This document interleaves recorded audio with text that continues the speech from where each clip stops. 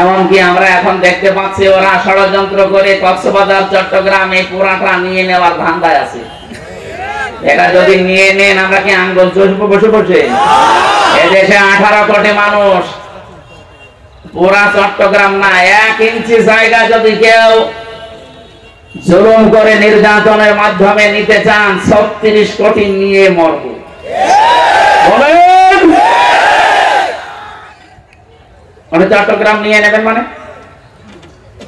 এটা কি যৌতুক চাচ্ছেন আপনারা? আর মেয়ে তো পালিয়ে গেছে, যৌতুক কিসে?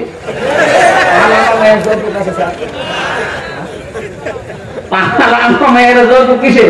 ওরা সারা জীবন বলবে ভারত আর আমাদের স্বামী স্ত্রীর সম্পর্ক, স্বামী স্ত্রীর সম্পর্ক হোক আর দেওয়ার ভাবির হোক, যৌতুক নেওয়াও জায়েজ নেই, দেওয়াও জায়েজ নেই। আর যার সাথে গেছে তার সাথে তো বিয়েও জায়েজ নেই, কারণ তার হচ্ছে ফুল হাতা, আমাদের হাফ হাতা।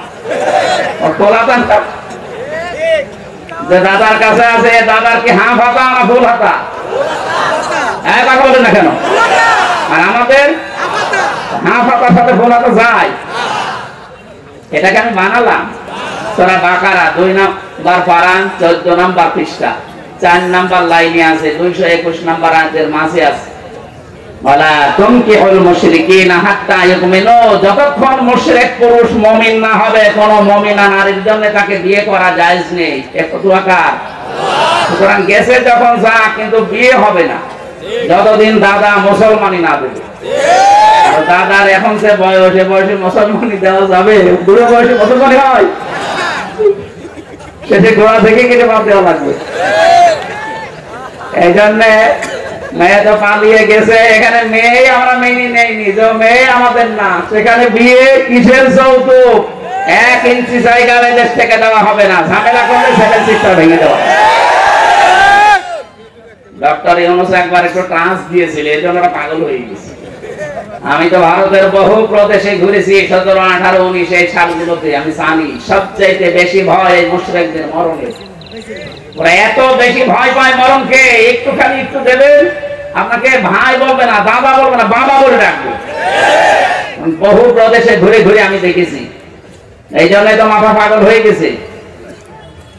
ভিসা বন্ধ করে দিয়েছিল, যে চিকিৎসাও দেবে না, এখন না খেয়ে মরছে। কথা বলে না কেন? ওর পাশে যতগুলো রাষ্ট্র, একটা রাষ্ট্রের সাথে ওদের সম্পর্ক ভালো না। চীনের সাথে ভালো না, পাকিস্তানের সাথে ভালো না, নেপালের সাথে ভালো না, ভুটানের সাথে ভালো না, আফগানিস্তানে ভালো না, মায়ানমারের সাথে ভালো না, আমাদের সাথে তো নেই। এতদিন যা যা ছিল মেয়ে এখন চলে যাওয়ার কারণে সব গোল্লাই। আর আজকে আমাদের স্বাধীনতা নিয়ে মোদী দাদা যা দিয়েছে, এটা 16 কোটি মুসলমানের এই দেশে, আমার মনে হয় প্রত্যেকের কলিজায় আজকে আগুন লেগে গেছে। মানুষ আপনি পৃথিবীর 6 জন মানুষের তালিকা আছে যারা নিকৃষ্ট দুনিয়ায়, তামাম দুনিয়ায়, তার ভেতর ওনার নাম আছে।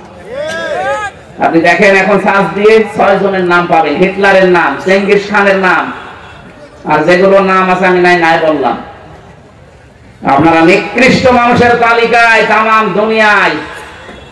আর আমাদের এই মুসলমানের 96% এই দেশের মানুষকে নিয়ে, এদের স্বাধীনতা দিয়ে প্রশ্ন তোলেন, উল্টাপাল্টা কথা বলেন। প্রতিবেশী আল্লাহ দিল, এমন প্রতিবেশী দিলেন, প্রতিবেশী বলে এটা না দিয়ে যদি আমার মনে হয় আমাদেরকে সাগরের মাঝে ফেলে দিত, তাও ভালো হতো। এমন একটা ঝামেলাপূর্ণ জায়গায় আছি আমরা। আল্লাহ তুমি আমাদেরকে যত রকমের চক্রান্ত ষড়যন্ত্র আছে সব থেকে বাঁচাও, বলেন আমিন। ঠিক আছে, যা আমরা দোয়া করি।